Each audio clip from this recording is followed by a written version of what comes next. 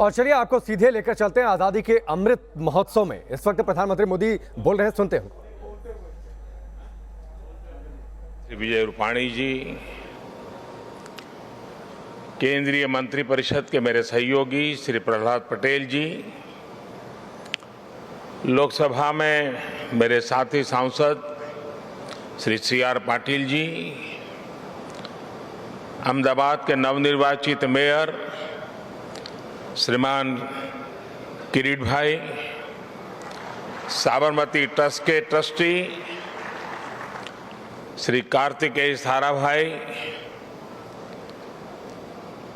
और साबरमती आश्रम को समर्पित जिनका जीवन है, ऐसे आदरणीय अमृत मोदी जी, देश भर से हमारे साथ जुड़े हुए सभी महानुभाव, देवियों और सज्जनों और मेरे युवा साथियों, आज जब मैं सुबह दिल्ली से निकला तो बहुत ही अद्भुत संयोग हुआ। अमृत महोत्सव के प्रारंभ होने से पहले आज देश की राजधानी में अमृत वर्षा भी हुई और वरुण देव ने आशीर्वाद भी दिया। ये हम सभी का सौभाग्य है कि हम आजाद भारत के इस ऐतिहासिक कालखंड के साक्षी बन रहे हैं। आज दांडी यात्रा की वर्षगांठ पर हम बापू की इस कर्मस्थली पर इतिहास बनते भी देख रहे हैं और इतिहास का हिस्सा भी बन रहे हैं। आज आजादी के अमृत महोत्सव का प्रारंभ हो रहा है, पहला दिन है। अमृत महोत्सव 15 अगस्त 2022 से 75 सप्ताह पूर्व आज प्रारंभ हुआ है और 15 अगस्त 2023 तक चलेगा। हमारी यहां मान्यता है कि जब कभी ऐसा अवसर आता है तब सारे तीर्थों का एक साथ संगम हो जाता है। आज एक राष्ट्र के रूप में भारत के लिए भी ऐसा ही पवित्र अवसर है। आज हमारे स्वाधीनता संग्राम के कितने ही पुण्य तीर्थ, कितने ही पवित्र केंद्र साबरमती आश्रम से जुड़े रहे हैं। स्वाधीनता संग्राम की पराकाष्ठा को प्रणाम करने वाली अंडमान की सेल्यूलर जेल, अरुणाचल प्रदेश से एंग्लो इंडियन वॉर की गवाह केकर मॉर्निंग की भूमि, मुंबई का अगस्त क्रांति मैदान, पंजाब का जलियांवाला बाग, उत्तर प्रदेश का मेरठ, काकोरी और झांसी, देश भर में ऐसे कितने ही स्थान पर आज एक साथ इस अमृत महोत्सव का श्री गणेश हो रहा है। ऐसा लग रहा है जैसे आजादी के असंख्य संघर्ष, असंख्य बलिदानों का और असंख्य तपस्याओं की ऊर्जा पूरे भारत में एक साथ पुनर्जागृत हो रही है। मैं इस पुण्य अवसर पर बापू के चरणों में अपने श्रद्धा सुमन अर्पित करता हूं। मैं देश के स्वाधीनता संग्राम में अपने आप को आहूत करने वाले, देश को नेतृत्व देने वाली सभी महान विभूतियों के चरणों में आदरपूर्वक नमन करता हूं, उनका कोटि कोटि वंदन करता हूं। मैं उन सभी वीर जवानों को भी नमन करता हूं जिन्होंने आजादी के बाद भी राष्ट्र रक्षा की परंपरा को जीवित रखा, देश की रक्षा के लिए सर्वोच्च बलिदान दिए, शहीद हो गए। जिन पुण्य आत्माओं ने आजाद भारत के पुनर्निर्माण में प्रगति की एक एक ईंट रखी, 75 वर्ष में देश को यहां तक लाए, मैं उन सभी के चरणों में भी अपना प्रणाम करता हूं। साथियों, जब हम गुलामी के उस दौर की कल्पना करते हैं जहां करोड़ों करोड़ लोगों ने सदियों तक आजादी की एक सुबह का इंतजार किया, तब यह एहसास और बढ़ता है कि आजादी के 75 साल का अवसर कितना ऐतिहासिक है, कितना गौरवशाली है। इस पर्व में शाश्वत भारत की परंपरा भी है, स्वाधीनता संग्राम की परछाई भी है और आजाद भारत के गौरवान्वित करने वाली प्रगति भी है। इसलिए अभी आपके सामने जो प्रेजेंटेशन रखा गया उसमें अमृत महोत्सव के 5 स्तंभों पर विशेष जोर दिया गया है। Freedom struggle, ideas at 75, achievements at 75, actions at 75 और resolves at 75। ये पांचों स्तंभ आजादी की लड़ाई के साथ साथ आजाद भारत के सपनों और कर्तव्यों को देश के सामने रखकर आगे बढ़ने की प्रेरणा देंगे। इन्हीं संदेशों के आधार पर आज अमृत महोत्सव की वेबसाइट के साथ चरखा अभियान और आत्मनिर्भर इंक्यूबेटर को भी लॉन्च किया गया है। भाइयों और बहनों, इतिहास साक्षी है कि किसी राष्ट्र का गौरव तभी जागृत रहता है जब वो अपने स्वाभिमान और बलिदान की परंपराओं को अगली पीढ़ी को भी सिखाता है, संस्कारित करता है, उन्हें इसके लिए निरंतर प्रेरित करता है। किसी राष्ट्र का भविष्य तभी उज्जवल होता है जब वो अपने अतीत के अनुभवों और विरासत के गर्व से पल पल जुड़ा रहता है। फिर भारत के पास तो गर्व करने के लिए अथाह भंडार है, समृद्ध इतिहास है, चेतनामय सांस्कृतिक विरासत है। इसलिए आजादी के 75 साल का यह अवसर एक अमृत की तरह वर्तमान पीढ़ी को प्राप्त होगा। एक ऐसा अमृत जो हमें प्रतिपल देश के लिए जीने, देश के लिए कुछ करने के लिए प्रेरित करेगा। साथियों, हमारे यहां वेदों में एक वाक्य है, मृत्यो मृक्षीय मामृताम, अर्थात हम दुख, कष्ट, क्लेश और विनाश से निकलकर अमृत की तरफ बढ़ें, अमरता की ओर बढ़ें।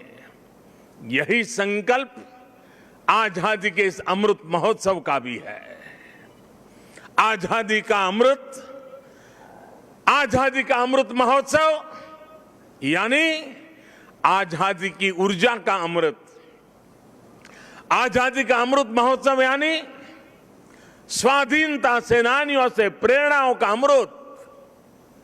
आजादी का अमृत महोत्सव यानी नए विचारों का अमृत, नए संकल्पों का अमृत। आजादी का अमृत महोत्सव यानी आत्मनिर्भरता का अमृत।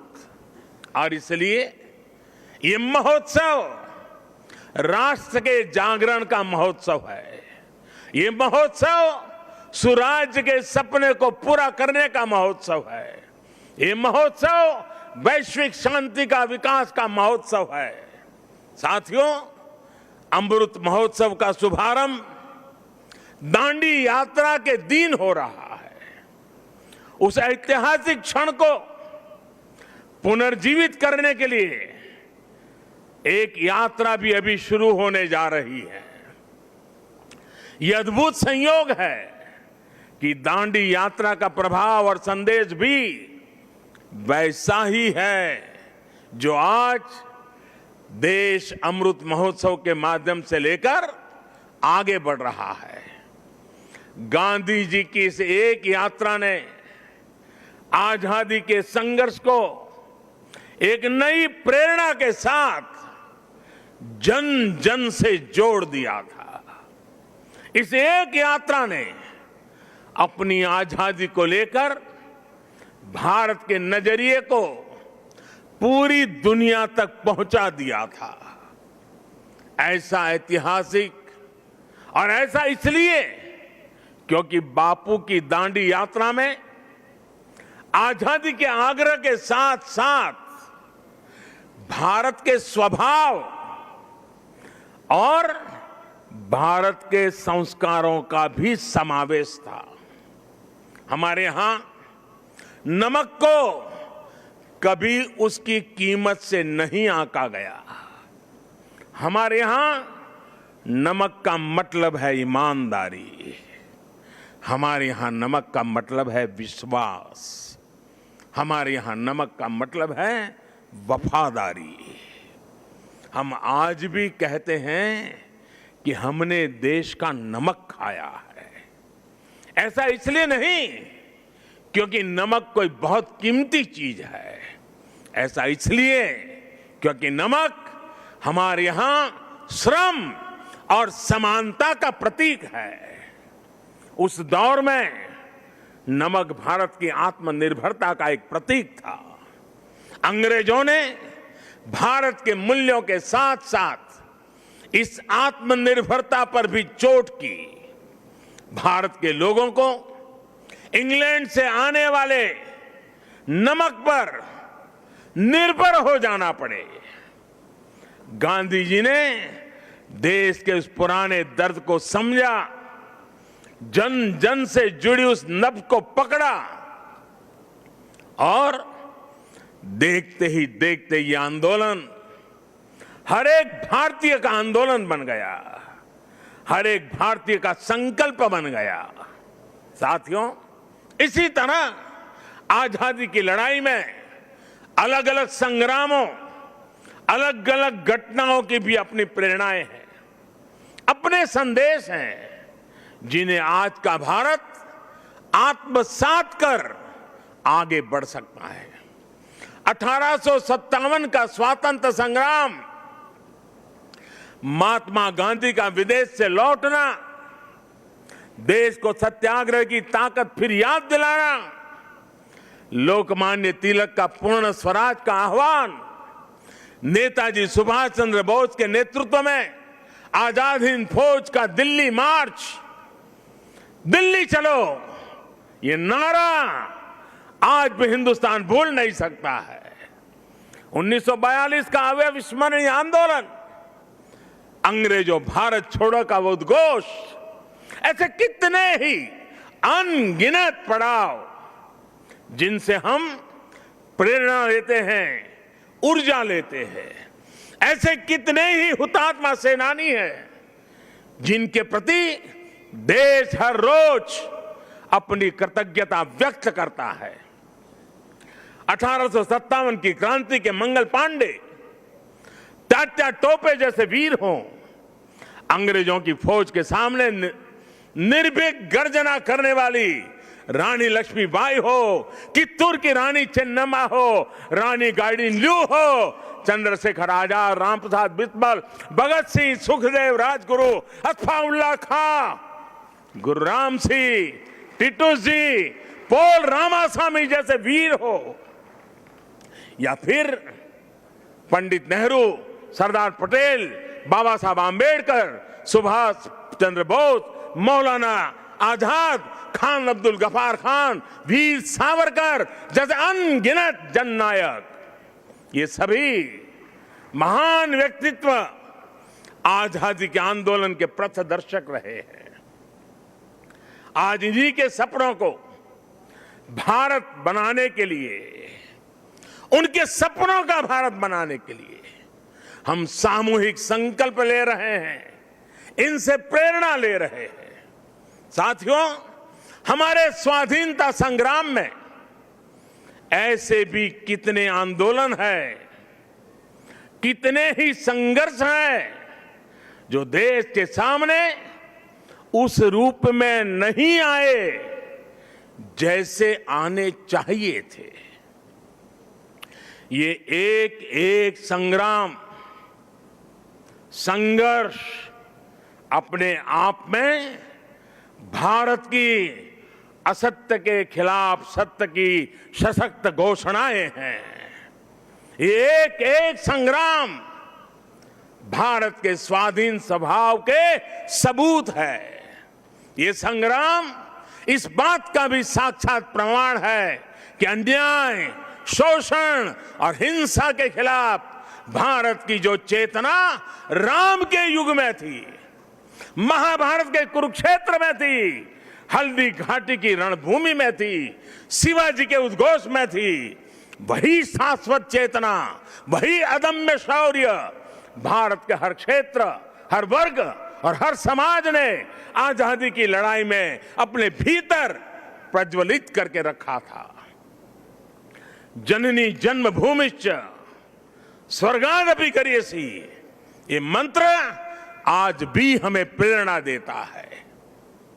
आप देखिए हमारे इस इतिहास को, कोल आंदोलन हो या हो संघर्ष, खासी आंदोलन हो या संथाल क्रांति, कछोहा कछार नागा संघर्ष हो या कूका आंदोलन, भील आंदोलन हो या मुंडा क्रांति, सन्यासी आंदोलन हो या रमोसी संघर्ष, कित्तूर आंदोलन, त्रावणकोर आंदोलन, बारडोली सत्याग्रह, चंपारण सत्याग्रह, संबलपुर संघर्ष, चुआर संघर्ष, बुंदेल संघर्ष, ऐसे कितने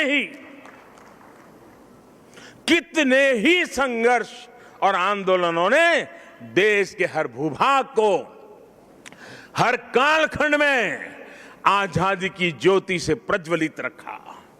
इस दौरान हमारी सिख गुरु परंपरा ने देश की संस्कृति, अपने रीति रिवाज की रक्षा के लिए हमें नई ऊर्जा दी, प्रेरणा दी, त्याग और बलिदान का रास्ता दिखाया। और इसका एक और अहम पक्ष है जो हमें बार बार याद करना चाहिए। साथियों, आजादी के आंदोलन की इस ज्योति को निरंतर जागृत करने का काम पूर्व, पश्चिम, उत्तर, दक्षिण, हर दिशा में, हर क्षेत्र में हमारे संतों ने, महंतों ने, आचार्यों ने, भगवतों ने निरंतर किया था। एक प्रकार से भक्ति आंदोलन ने राष्ट्रव्यापी स्वाधीनता आंदोलन की पीठिका तैयार की थी। पूर्व में चैतन्य महाप्रभु, रामकृष्ण परमहंस, श्रीमद शंकर देव जैसे संतों के विचारों ने समाज को दिशा दी, अपने लक्ष्य पर केंद्रित रखा। पश्चिम में मीराबाई, एकनाथ, तुकाराम, रामदास, नरसिंह मेहता हुए। उत्तर में संत रामानंद, कबीरदास, गोस्वामी तुलसीदास, सूरदास, गुरु नानक देव, संत रैदास। दक्षिण में माधवाचार्य, निम्बाकारचार्य, वल्लभाचार्य, रामानुजाचार्य हुए। भक्ति काल के इसी खंड में मलिक मोहम्मद जायसी, रसखान, सूरदास, केशवदास, विद्यापति जैसे महानुभावों ने अपनी रचनाओं से समाज को अपनी कमियां सुधारने के लिए प्रेरित किया। ऐसे अनेकों व्यक्तित्वों के कारण यह आंदोलन क्षेत्र की सीमा से बाहर निकल करके पूरे भारत के जन जन को अपने आप में समेट लिया। आजादी के असंख्य आंदोलनों में ऐसे कितने ही सेनानी, संत आत्माएं, ऐसे अनेक वीर बलिदानी हैं जिनकी एक एक गाथा अपने आप में इतिहास का एक एक स्वर्णिम अध्याय है। हमें इन महानायकों, महानायिकाओं, उनका जीवन इतिहास भी देश के सामने पहुंचाना है।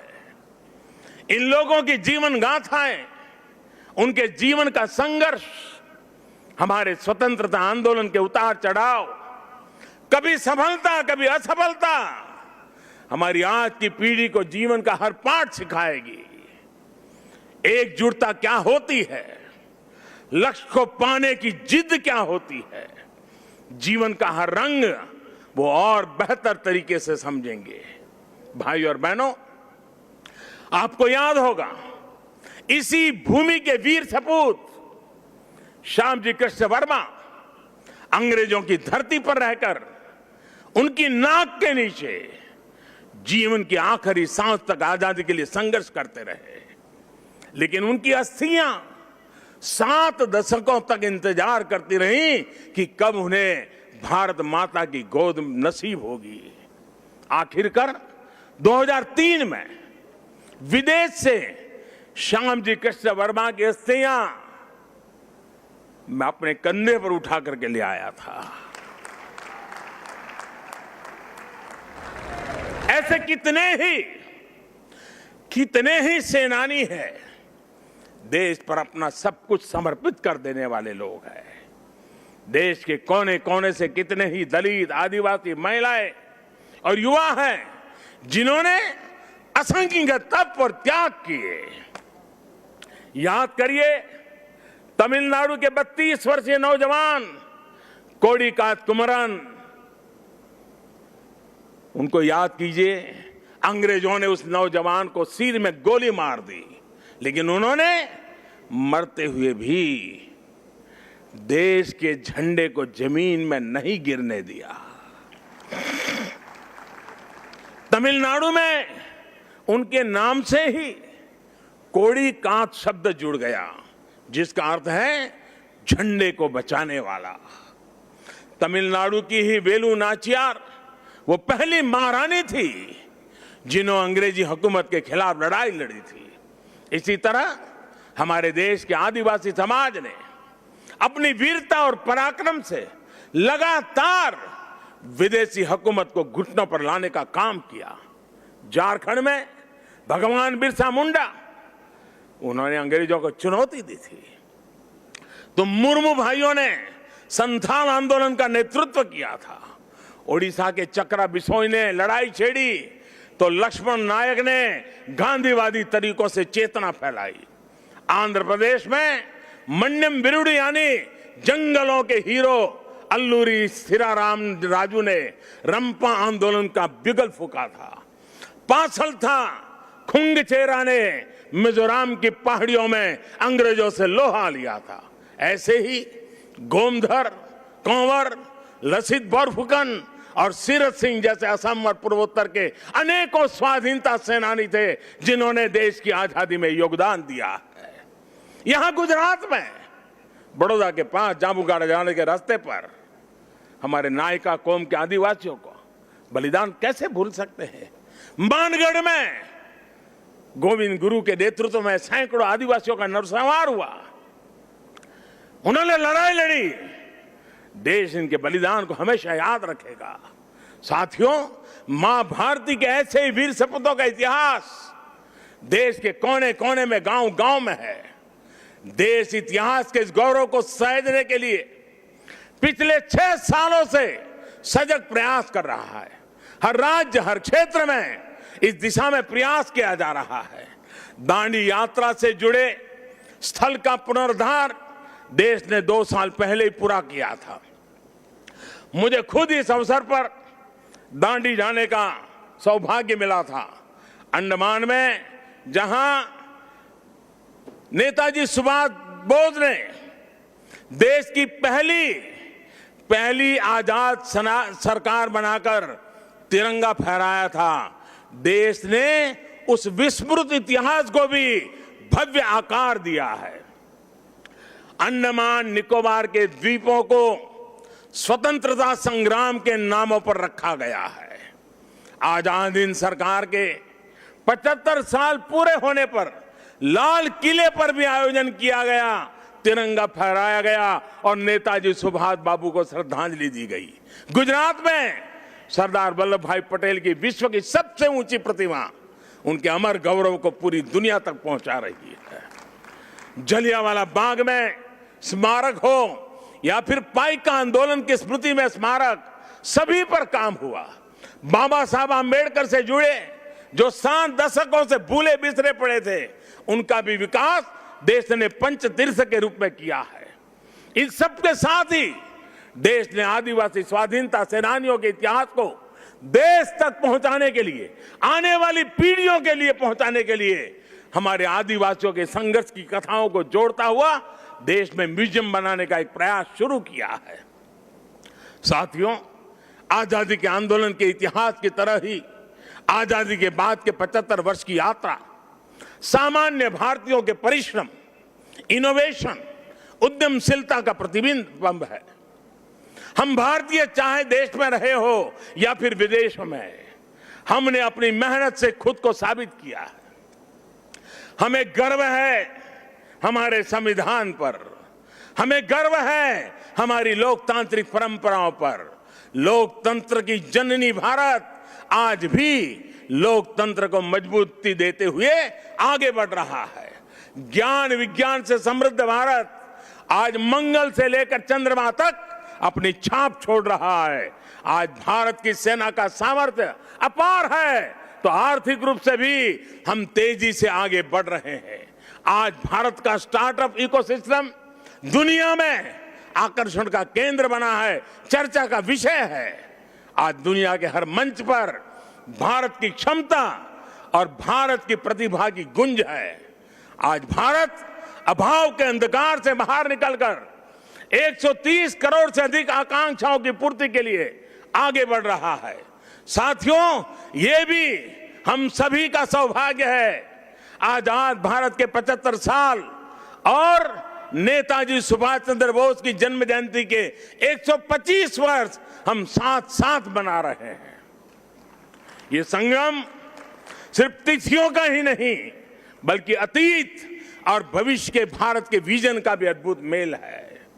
नेताजी सुभाष चंद्र बोस ने कहा था कि भारत की आजादी की लड़ाई सिर्फ ब्रिटिश साम्राज्यवाद के विरुद्ध नहीं है, बल्कि वैश्विक साम्राज्यवाद के विरुद्ध है।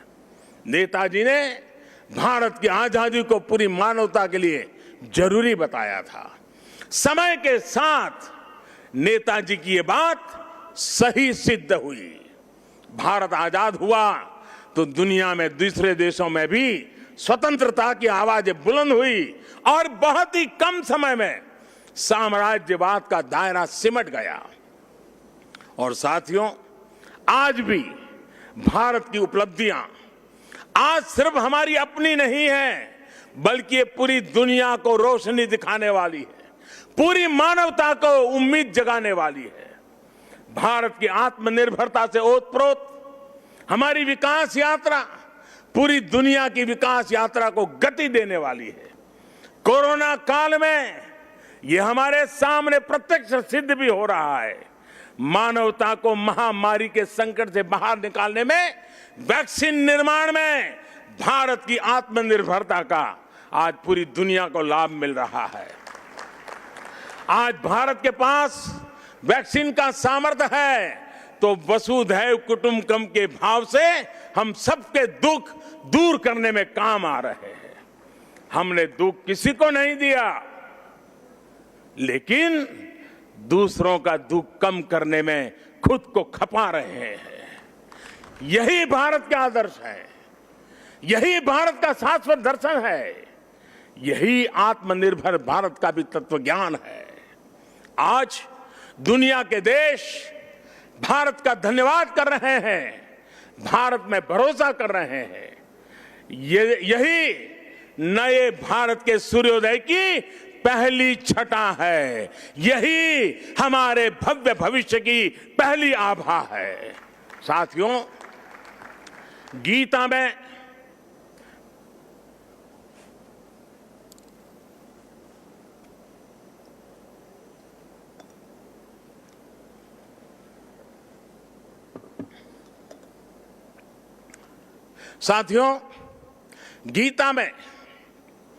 भगवान श्री कृष्ण ने कहा है, सम दुख सुखम धीरम सह, सम दुख सुखम धीरम सह अमृतत्वाय कल्पते। अर्थात जो सुख दुख आराम चुनौतियों के बीच भी धैर्य के साथ अटल अड़िग और सम रहता है, वही अमृत को प्राप्त करता है, अमरत्व को प्राप्त करता है। अमृत महोत्सव से भारत के उज्जवल भविष्य का अमृत प्राप्त करने के हमारे मार्ग में यही मंत्र हमारी प्रेरणा है। आइए हम सब दृढ़ संकल्प होकर इस राष्ट्र यज्ञ में अपनी भूमिका निभाएं। साथियों, आजादी के अमृत महोत्सव के दौरान देशवासियों के सुझावों से, उनके मौलिक विचारों से अनगिनत असंख्य आइडिया निकलेंगे। कुछ बातें अभी जब मैं आ रहा था तो मेरे मन में भी चल रही थी। जन भागीदारी, जन सामान्य को जोड़ना। देश का कोई नागरिक ऐसा न हो कि इस अमृत महोत्सव का हिस्सा न हो। अब जैसे मान लीजिए हम छोटा सा एक उदाहरण दें। अब सभी स्कूल कॉलेज आजादी से जुड़ी हुई 75 घटनाओं का संकलन करें। हर स्कूल तय करे कि हमारी स्कूल आजादी के 75 घटनाओं का संकलन करेगी। 75 ग्रुप बनाए, उन घटनाओं पर वो 75 विद्यार्थी, 75 ग्रुप, जिसमें 800, 1000, 2000 विद्यार्थी हो सकते हैं। एक स्कूल ये कर सकता है। छोटे छोटे हमारे शिशु मंदिर के बच्चे होते हैं, बाल मंदिर के बच्चे होते हैं। आजादी के आंदोलन से जुड़े 75 महापुरुषों की सूची बनाएं, उनकी वेशभूषा करें, उनके एक एक वाक्य को बोले, उसका कंपटीशन हो। स्कूल में भारत के नक्शे पर आजादी से जुड़े 75 स्थान चिन्हित किए जाए। बच्चों को बताया जाए, बताओ भाई बारडोली कहाँ आया, चंपारण कहाँ आया। लॉ कॉलेज के छात्र छात्राएं ऐसी 75 घटनाएं खोजे, और मैं हर कॉलेज से आग्रह करूंगा, हर लॉ स्कूल से आग्रह करूंगा, 75 घटनाएं खोजे जिसमें आजादी की लड़ाई जब चल रही थी तब कानूनी जंग कैसे चला, कानूनी लड़ाई कैसे चली, कौन लोग थे कानूनी लड़ाई लड़ रहे थे, आजादी के वीरों को बचाने के लिए कैसे कैसे प्रयास हुए, अंग्रेज सल्तनत के जुडिशरी का क्या रवैया था। सारी बातें हम लिख सकते हैं। जिनका इंटरेस्ट नाटक में है वो नाटक लिखे, फाइनेंस के विद्यार्थी उन घटनाओं पर पेंटिंग बनाए, जिसका मन करे कि वो गीत लिखे वो कविताएं लिखे। ये सब शुरू में हस्तलिखित हो, बाद में इसको डिजिटल स्वरूप भी दिया जाए। और मैं चाहूंगा कुछ ऐसा कि हर स्कूल कॉलेज का ये प्रयास उस स्कूल कॉलेज की धरोहर बन जाए, और कोशिश हो कि ये काम इसी 15 अगस्त से पहले पूरा कर लिया जाए। अब देखिए पूरी तरह वैचारिक अधिष्ठान तैयार हो जाएगा। बाद में इसे जिला व्यापी, राज्यव्यापी, देशव्यापी स्पर्धाएं भी आयोजित हो सकती हैं। हमारे युवा, हमारे स्कॉलर्स ये जिम्मेदारी उठाएं कि वो हमारे स्वाधीनता सेनानियों के इतिहास लेखन में देश के प्रयासों को पूरा करेंगे। आजादी के आंदोलन में और उसके बाद हमारे समाज की जो उपलब्धियां रही है उन्हें दुनिया के सामने और प्रखरता से लाएंगे। मैं कला, साहित्य, नाट्य जगत, फिल्म जगत और डिजिटल एंटरटेनमेंट से जुड़े लोगों से भी आग्रह करूंगा, कितनी अद्वितीय कहानियां हमारे अतीत में बिखरी पड़ी है, इन्हें तलाशिए, इन्हें जीवंत कीजिए, आने वाली पीढ़ी के लिए तैयार कीजिए। अतीत से सीखकर भविष्य के निर्माण की जिम्मेदारी हमारे युवाओं को ही उठानी है। साइंस हो, टेक्नोलॉजी हो, मेडिकल हो, पॉलिटिक्स हो, आर्ट हो, कल्चर हो, आप जिस भी फील्ड में हैं, अपनी फील्ड का कल, आने वाला कल बेहतर कैसे हो, इसके लिए प्रयास किया जाए। मुझे विश्वास है कि 130 करोड़ देशवासी आजादी के इस अमृत महोत्सव से जब जुड़ेंगे, लाखों स्वाधीनता सेनानियों से प्रेरणा लेंगे, तो भारत बड़े से बड़े लक्ष्यों को पूरा करके रहेगा। अगर हम देश के लिए, समाज के लिए, हर हिंदुस्तानी अगर एक कदम चलता है तो देश 130 करोड़ कदम आगे बढ़ जाता है। भारत एक बार फिर आत्मनिर्भर बनेगा, विश्व को नई दिशा दिखा देगा। इन्हीं शुभकामनाओं के साथ आज जो दांडी यात्रा के लिए चल रहे हैं, एक प्रकार से बड़े तामझाम के बिना छोटे स्वरूप में आज उसका प्रारंभ हो रहा है, लेकिन आगे चलते चलते चलते जैसे दिन बीतते जाएंगे, हम 15 अगस्त के निकट पहुंचेंगे। ये एक प्रकार से पूरे हिंदुस्तान को अपने में समेट लेगा, ऐसा बड़ा महोत्सव बन जाएगा, ऐसा मुझे विश्वास है। हर नागरिक का संकल्प होगा, हर संस्था का संकल्प होगा, हर संगठन का संकल्प होगा, देश को आगे ले जाने का, आजादी के दीवानों को श्रद्धांजलि देने का यही रास्ता होगा। मैं इन्हीं कामना के साथ, इन्हीं शुभकामनाओं के साथ मैं फिर एक बार आप सबको बहुत बहुत धन्यवाद देता हूं। मेरे साथ बोलेंगे भारत माता की, भारत माता की, भारत माता की, भारत माता की, वंदे वंदे वंदे वंदे, जय हिंद।